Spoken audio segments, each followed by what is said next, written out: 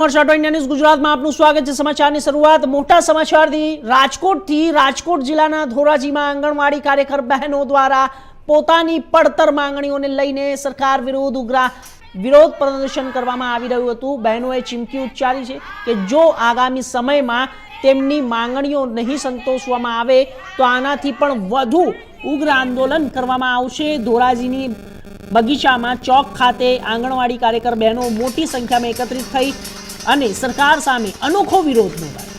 આંગણવાડી બહેનોની મુખ્ય માંગ છે કે તેમનું લઘુત્તમ વેતન ચૂકવવામાં આવે અને હાઈકોર્ટ દ્વારા જે ચુકાદો આપવામાં આવ્યો છે તેનું તાત્કાલિક પાલન થાય।